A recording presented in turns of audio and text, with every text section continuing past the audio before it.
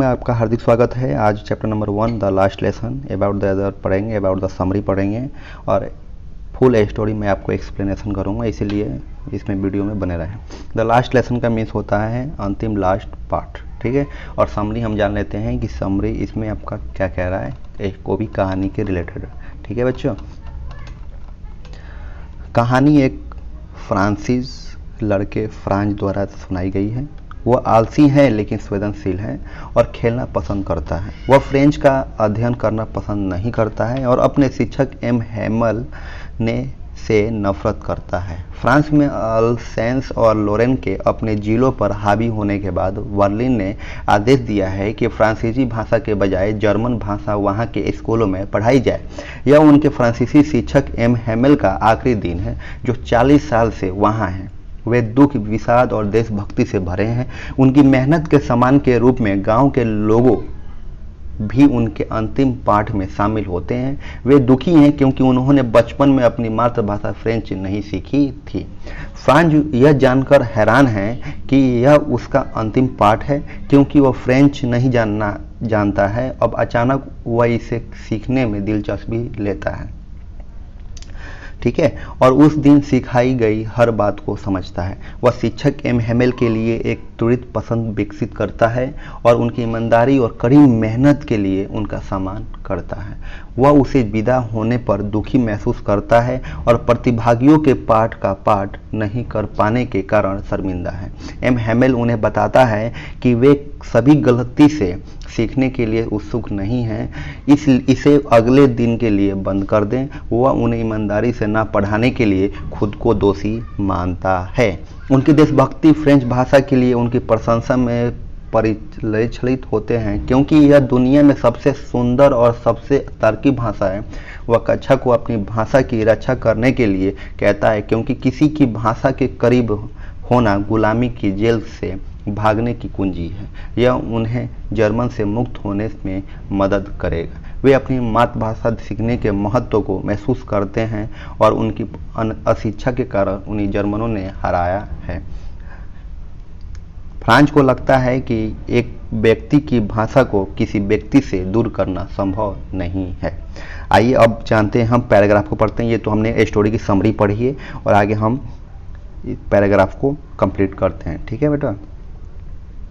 ये आपका I started for school very late that morning and was in great dread of a scolding, especially because M Hamel had said that we would question us on participles and I did not know the first word about them।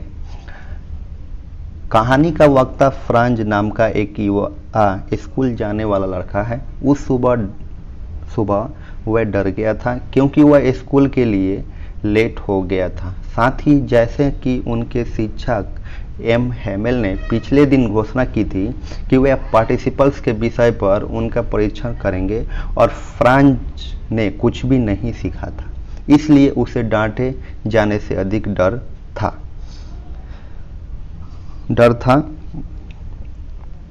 For a moment I thought of running away and spending the day out of doors. It was so warm, so bright. The birds were chirping at the edge of the woods, and in the open field back of them of the sawmill the Prussian soldiers were drilling। Franz के दिमाग में एक और विकल्प था, school जाने और गर्म और चमकदार मौसम में दिन का आनंद लेने का। वह उस दृश्य का वर्णन करता है। पेड़ों पर चहकते हुए पक्षी थे और चिड़घर के पीछे ड्रिल कर रहे प्रशिक्षु सैनिकों के शोर को भी सुना जा सकता था। It was almost more tempting than the rule for participle, but I had strength to rest and hurried off to school। ठीक है, बाहर का दृश्य स्कूल की तुलना में अधिक आकर्षक था, लेकिन फ्रांज ने प्रलोभन को नियंत्रित किया और स्कूल जाने के लिए चुना। When I passed the town hall, there was a crowd in front of the bulletin board. For the last 2 years, all our bad news had come from there, the lost battles, the draft, the orders of the commanding officer, and I thought to myself without stopping, what can be the matter now? ठीक है। जैसे ही French शहर के हाल से गुजरे, उन्होंने notice board पर भारी भीड़ देखी। पर्सिया के साथ युद्ध की शुरुआत 2.5 साल पहले हो गई थी और तब से सभी बुरी खबरें जैसे कि युद्ध हारना, दुश्मन द्वारा एल्सेज और लॉरेन पर कब्जा करना यानी पर्सिया आदि को इस बुलेटिन बोर्ड के माध्यम से लोगों को सूचित किया गया था। फ्रांज स्कूल की ओर चलता रहा और उसने मन में सोचा कि अब बोर्ड में क्या खबर हो सकती है। Then as I hurried by a last I could go, ठीक है, I could go, the blacksmith watcher who was there with his apprentice reading the bulletin called after me, "Don't go so fast, Bob, you get to your school in plenty of time." I thought he was making fun of me and reached Hamel little garden all out of breath. जैसे ही वह स्कूली की ओर तेजी से चला, वह लोहार जो खबर पढ़ रहा था और अपने प्रशिक्षु के साथ पीछे से फ्रेंच के पास आया और कहा कि उसे इतनी जल्दी जाने की ज़रूरत नहीं है क्योंकि उसके पास स्कूल जाने के लिए बहुत समय है। फ्रांज ने सोचा कि लोहार उसका मजाक उड़ा रहा था क्योंकि वह पहले से ही स्कूल के लिए देर हो रही थी। जब फ्रांज स्कूल के बाहर बगीचे में पहुंचा तो वह बहुत तेजी से चला था।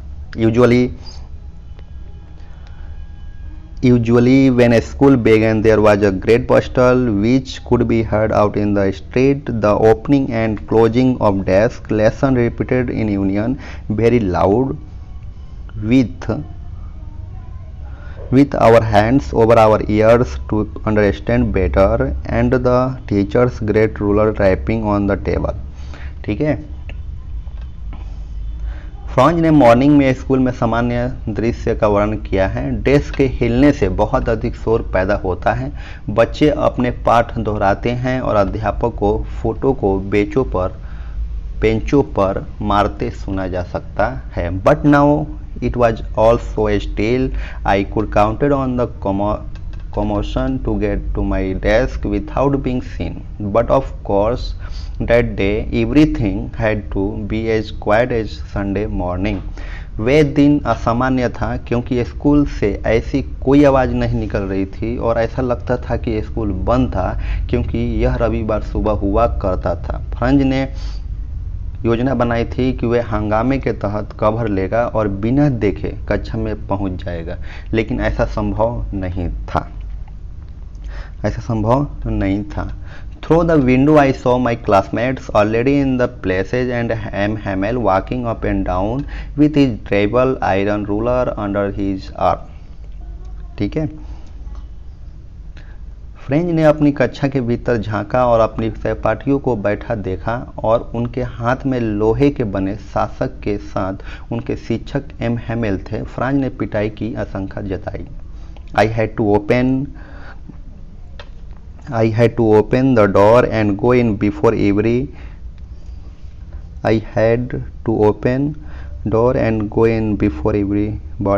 You can imagine how I burst and how frightened I was, but nothing happened. M. Hamel saw and said very kindly, "Go to your place quietly, little Franz, we were beginning without you."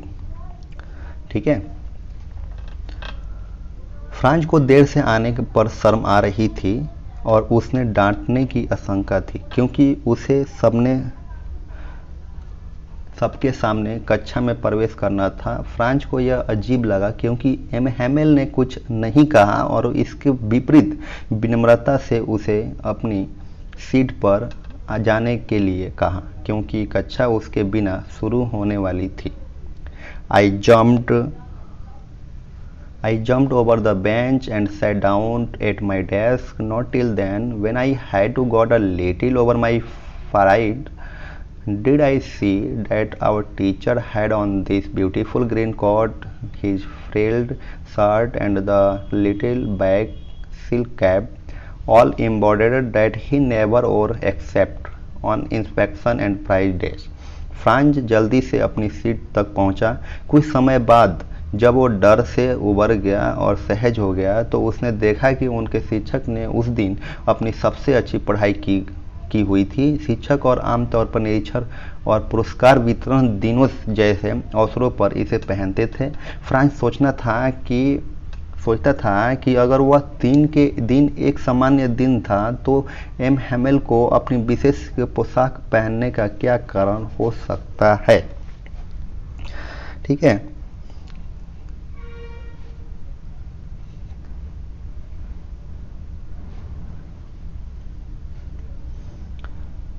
everybody looked sad, and Hauser had brought an old primer thumbed at the edge, and he held it open on his knees with his great spectacles lying across the pages.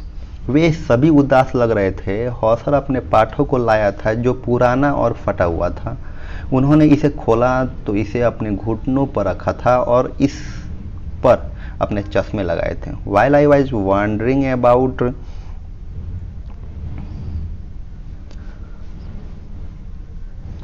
wondering about it all, M. Hamel mounted his chair, and in the same grave and gentle tone which he had used to me said, "My children, this is the last lesson shall give you. The order has come from Berlin to teach only German in the schools of Alsace and Lorraine. The new master come tomorrow. This is your last French lesson. I want you to be very attentive." Franz उलझन में था और यह पता नहीं लगा सका कि उस दिन क्या हो रहा था। तब एम हैमेल ने उन्हें बताया कि यह फ्रेंच में उनका आखिरी पाठ था, क्योंकि बर्लिन में पर्सियाओं ने आदेशियों की था कि फ्रांसीसी भाषा को अब एल्सा और लोरेन के स्कूल में नहीं पढ़ाया जाएगा और इसके बजाय जर्मन भाषा सिखाई जाएगी। जर्मन शिक्षक अगले दिन पहुंचेंगे और चूंकि यह फ्रेंच में आखिरी पाठ था, वह चाहते थे कि वे ध्यान दें। What are thunder these words were to me? Oh, the wretches that they had put up at the town hall, my last French lesson. Why, I hardly knew how to write. I should never learn any more. I must stop there. Then oh, how sorry I was for not learning my lesson, for seeking birds, eggs और going sliding on the सार। Franz यह जानकर हैरान रह गया कि वह अब कभी भी फ्रेंच नहीं सीख सकता था और अब उसे टाउन हॉल के बुलेटिन बोर्ड में डाली गई ताज़ा खबर पता चली। फ्रांज ने पढ़ाई के प्रति गंभीर नहीं होने और पक्षी के अंडों के शिकार में अपना समय बर्बाद करने और सार नदी में खेलने के लिए खेद व्यक्त किया। My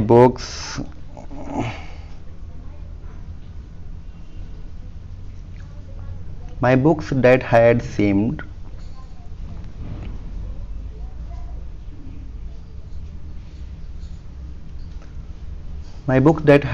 such obnoxious a while ago, so happy to carry my grammar and my history of the sands, were old friends now that I could give and am Hamel to the idea that he was going away, that I should never see him again, made me forget all about his ruler and how cranky he was.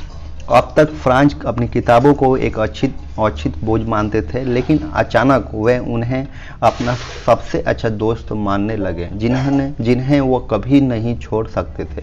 लेखक इस खबर को सुनने के बाद अध्ययन के प्रति फ्रांज के रवैया में बदलाव दिखाना चाहता है कि वह किसी भी समय फ्रेंच सीख नहीं सकता था। खबर है कि उनके शिक्षक एम हैमेल भी उस प्रभाव डाल रहे थे। फ्रांज उसे दूर नहीं जाना चाहता था। उन्होंने सोचा नहीं था कि शिक्षक छोटा स्वभाव और सख्त होगा। ठीक है, अब फ्रांज के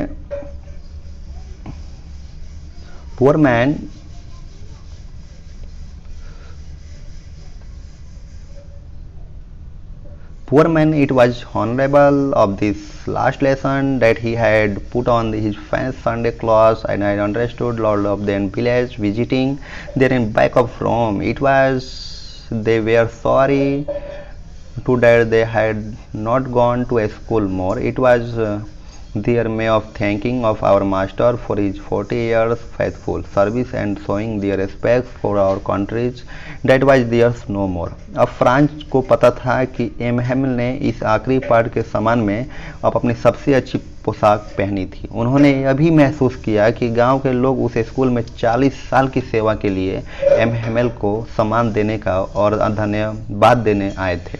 गांव के लोग कक्षाएं में आ गए थे क्योंकि वे इस बात के लिए पश्चात कर रहे थे कि उन्होंने बचपन में अच्छी पढ़ाई नहीं की थी। वे अपनी शिक्षा की 40 साल की सेवा के लिए फ्रांसीसी शिक्षक के रूप में धन्यवाद देने आए थे। इसके अलावा वे अपने देश के प्रति सम्मान दिखाना चाहते थे और अपने मातृभाषा के रूपों में दुखी थे। फ्रेंच अब उन्हें सिखाया नहीं जाएगा। शिक्षक ने फ्रांस को पुकारा क्योंकि यह उसकी पार्टिसिपल्स के विषय को सुनाने के बारी है। जैसे कि समाचार ने फ्रांस को प्रभावित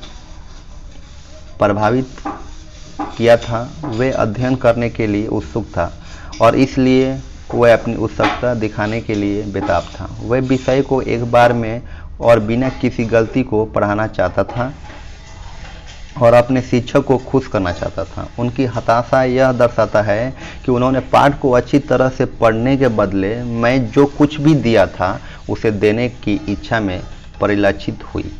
जैसे कि फ्रांस ने पाठ को नहीं जाना, वह भ्रमित हो गया और चुपचाप खड़ा हो रहा। उसका दिल तेजी से धड़क रहा था क्योंकि उसे खुद पर शर्म आ रही थी और अपने शिक्षक का सम्मान करने की हिम्मत नहीं थी। एमहेमल ने फ्रांस से कहा कि वे उसे डांटे नहीं क्योंकि अब उसे अपनी गलती का एहसास हो गया था। फ्रेंच ने हर दिन खुद को बताया कि वे अगले दिन अध्ययन करेगा और अब अध्ययन का अवसर समाप्त हो गया था और वह कुछ भी नहीं जानता था। आई हेयर्ड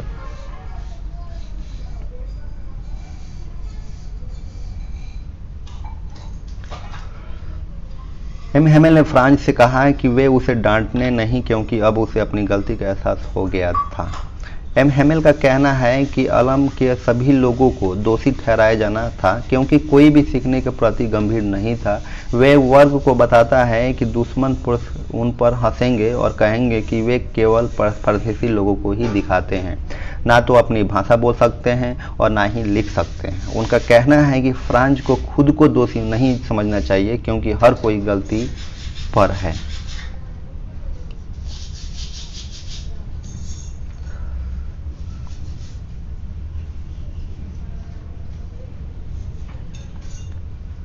एमहेमल अपनी मातृभाषा के फ्रेंच भाषा को दुनिया को सबसे सुंदर, स्पष्ट और सबसे तार्किक भाषा मानते हैं। वह मार्ग को अपनी भाषा की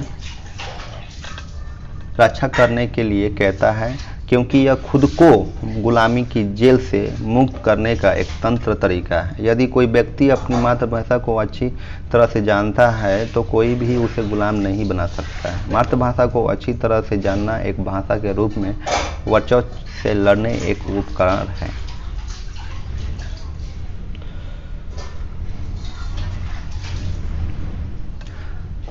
शिक्षक ने व्याकरण में एक सबक लिया। उस दिन फ्रांस अस्कृत था कि उसने सबक ने समझ लिया और महसूस भी किया कि चौकस हो गया था और उस हेमेल ने भी बहुत धैर्य को साथ सबक समझाया। फ्रांस ने महसूस किया कि शिक्षक उन्हें सब ज्ञान देना चाहते थे जो उनके जाने से पहले था। ग्रामर के बाद उनके पास लिखित रूप में एक सबक था। एमहेमल ने फ्रांस एलेस के साथ कक्षा की नई पुस्तकें दी। फ्रांस ने महसूस किया कि यहाँ कक्षा में देशभक्ति की एक हवा थी। नोटबंदी फ्रांस के झंडे की तरह थी जो चारों तरफ तैर रहे थे। पूरी कक्षा लिखने में व्यस्त थी और केवल वही आवाज़ सुनी जा सकती थी जो कागज पर लिखी जाती थी।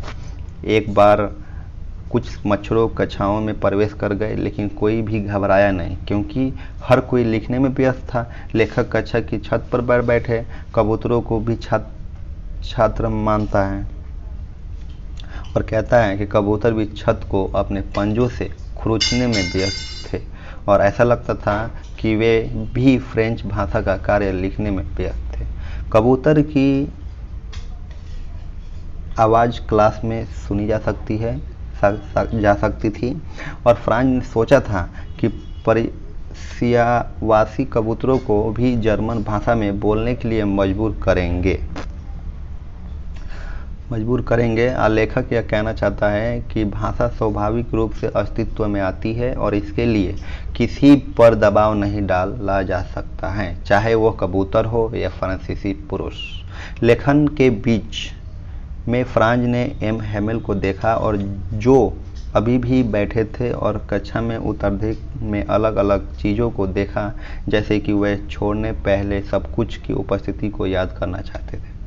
एम हेमेल पिछले 40 वर्षों से उसी स्थान पर पढ़ा रहे थे। केवल यह परिवर्तन था कि कक्षा में डेस्क वर्षों से उपयोग के कारण खराब हो गए थे। बाहर बगीचे में अखरोट के पेड़ लंबे हो गए थे। स्कूल की इमारत की बाहरी दीवार पर लगी छत पर चढ़ गए थे। फ्रेंच को लगता है कि शिक्षक को अपने जीवन के 40 साल बिताने के स्थान से दूर भेजने के लिए दिल टूटना चाहिए। अपनी बहन को पैक करने और उसके सामान को हिलाने की आवाज़ कमरे के ऊपर से सुनी जा सकती थी, क्योंकि उन्हें अगले दिन निकलना था। एम हेमेल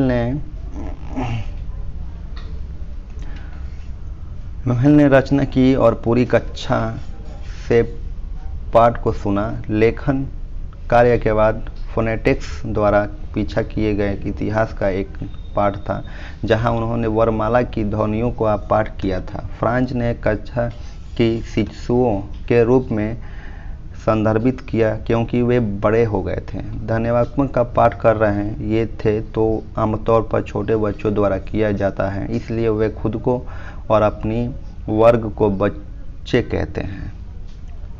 होजर ने अपने चश्मे पर हाथ रखा था और प्राइमर को अपने दोनों हाथों में पकड़कर कक्षा के अक्षरों का पाठ किया था। वहाँ रो रहा था। जैसे ही वह बोला उसकी आवाज़ कांपने लगी। तभी चर्चा की घड़ी में 12 बज गए और प्रार्थना गीत शुरू हो गया। उसी क्षण पर्शियाई सैनिकों द्वारा खेले जाने वाले तुड़ी की आवाज़ आई जो ड्रिल से लौट रहे थे। सुनाई दी। एम हेमेल का चेहरा सुस्त और रंगहीन हो गया क्योंकि क्लास खत्म होने का समय आ गया था। वह सीधे और निश्चल खड़ा था और फ्रांज कहता है कि वह इतना लंबा कभी नहीं दिखाई दिया। एम हेमेल ने बोलना शुरू किया, लेकिन